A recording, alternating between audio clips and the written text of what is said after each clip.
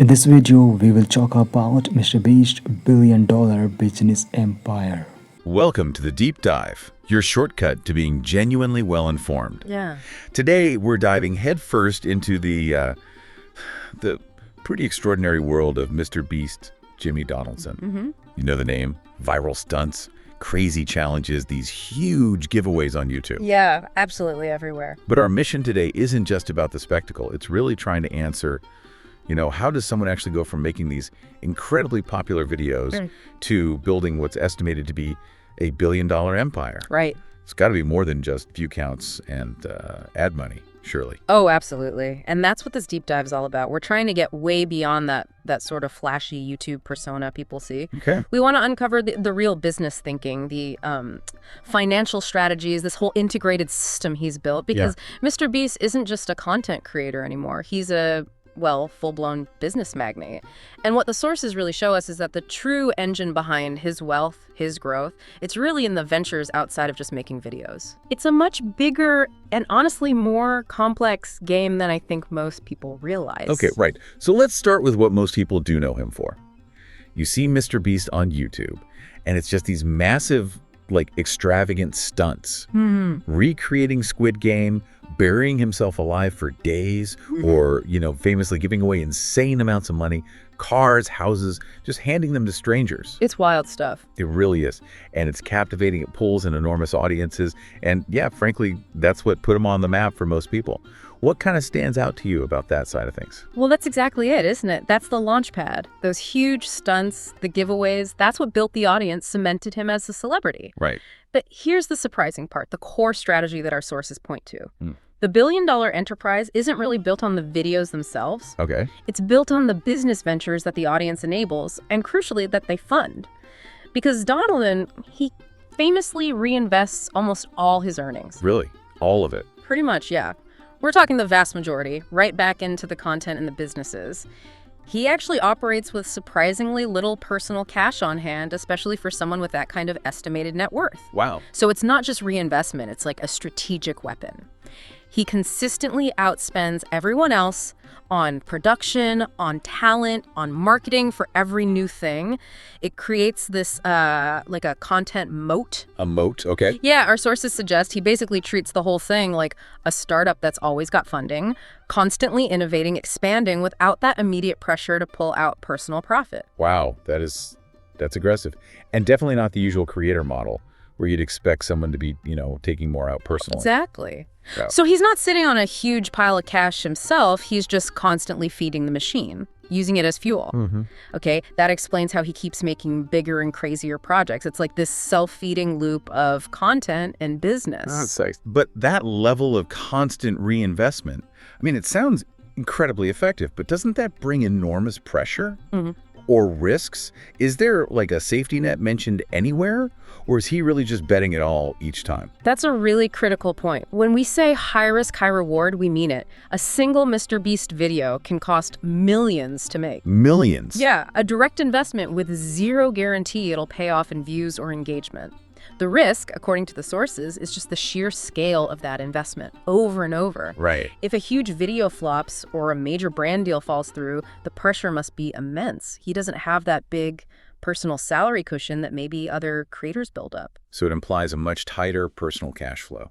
Seems like it. It requires this unwavering belief that the next thing will hit, that future returns will cover it. It's a huge gamble. But one that's clearly paid off. Absolutely. It generated immense long-term value.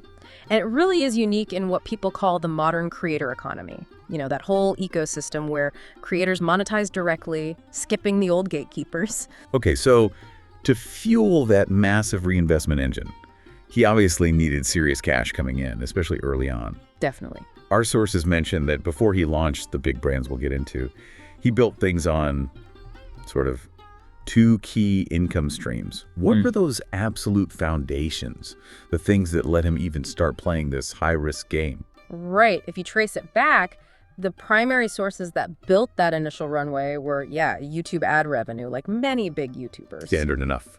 But maybe even more importantly, these incredibly lucrative brand sponsorships. And we're not talking small shout-outs here. No.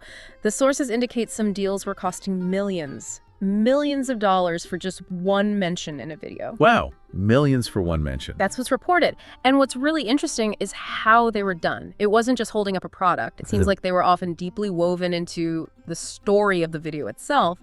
The brand became part of the narrative. So more integrated.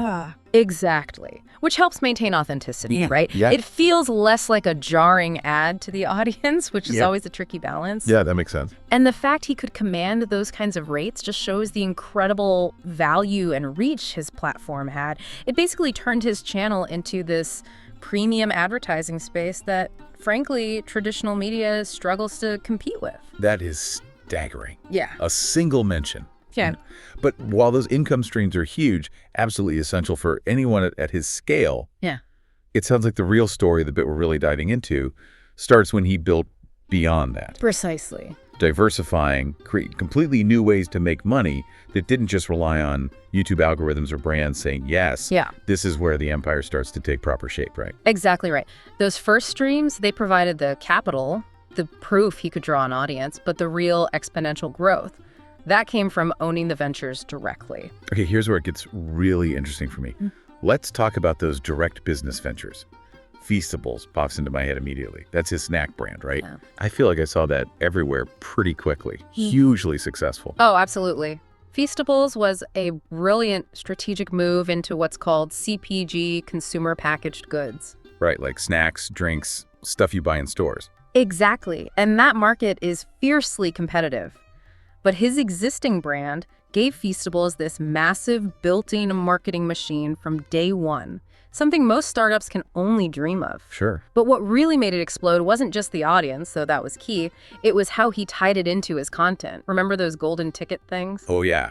Find a winning chocolate bar, win amazing prizes like a trip to a chocolate factory, maybe even be in a video. Exactly. That wasn't just marketing a chocolate bar. It turned buying a snack into an event, like a lottery ticket, a potential viral moment itself. That's clever. Very. And sources suggest Feastables didn't just sell. They used this unique approach to get amazing shelf space super quickly in places like Walmart. That usually takes established giants years. He basically created so much demand, the retailers had to stock it.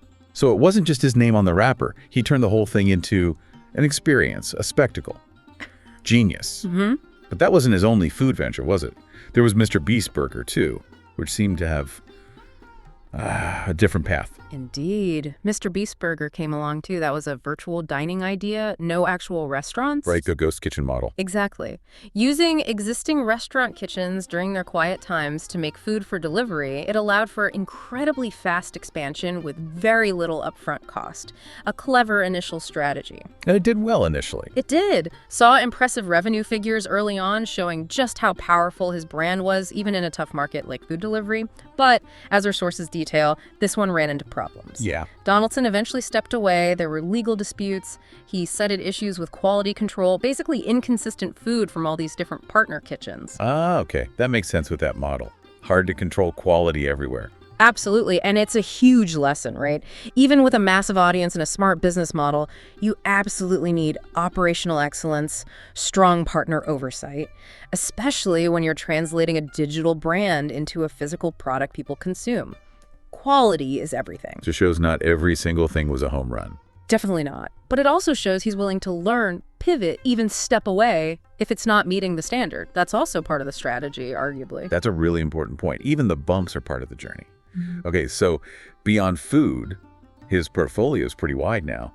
There's the merchandise line. Flourishing merchandise, yeah. Pretty standard for big creators, but clearly a major revenue stream for him. And now he's jumped into streaming with that Amazon Prime video show, Beast Games, offering supposedly the biggest cash prize ever on TV. Pushing boundaries again. It really shows the breadth of his thinking, moving into totally new media forms.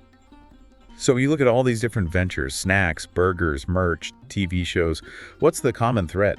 What's the strategic thinking linking them all? I think the common thread, and what sources consistently point to, is this relentless focus on engaging the audience and creating a seamless feedback loop. Okay, explain that a bit more. Each new thing, Feastables, the merch, the show, it isn't just a separate way to make money. It's an extension of the main MrBeast brand. It's a chance to deepen loyalty, and it's another platform to cross-promote everything else. Ah, so they all feed each other. Exactly. His content becomes the ultimate ad for his businesses, and the businesses generate the cash to make even bigger, crazier content. It's this really carefully built ecosystem. Okay, so let's tie this all together. What does it all mean? It feels like it's not just what he's building, but this underlying, almost audacious philosophy behind it all. We talked about that reinvestment thing early on. How does that connect to this whole billion-dollar blueprint? And how does it kind of change how we think about modern entrepreneurs? Well, it really does raise big questions about what entrepreneurship looks like now. What's so striking is that his entire strategy seems built on that constant aggressive cycle of reinvestment. Like we said, almost all the earnings, YouTube ads, brand deals, Feastables profits, merch money, it gets plowed right back into the operation. Not just for the next video stunt. No, it's bigger than that. It fuels bigger projects, sure, but also expanding the team, investing in talent, strategically launching these new business units. It's a virtuous cycle, like an aggressive growth at all costs approach. So it's high risk, high reward, but as the engine itself. Exactly. That strategy isn't just a side note. It is the fundamental engine driving the exponential growth of this multi-billion-dollar enterprise. He's effectively using his content as like a loss leader sometimes. Interesting. And a marketing engine for the businesses. And then the businesses fund more content. It creates this powerful self-feeding flywheel. Synergy is the keyword. You mentioned pressure before. Presumably this model, prioritizing growth over taking cash out, must have implications for things like taxes or how he structures future investments, though maybe sources don't go there. Sources don't detail his personal tax strategies, no, but clearly this model prioritizes long-term growth and enterprise value over immediate personal wealth extraction. That certainly can have implications for tax efficiency and how future investments are structured. It really speaks to a long-term vision. So for you listening, it's not just about the headline numbers, the millions he earns or gives away. It's how he's using and reinvesting that capital. He seems to see his content, his brands, his ventures, not as separate buckets, but as interconnected parts of this huge, accelerating growth machine. Always pushing boundaries, always priming the pump for the next, even bigger thing. It's a completely different mindset. It really is. So what a journey we've taken. We started with MrBeast, the YouTube stunt guy, Yeah.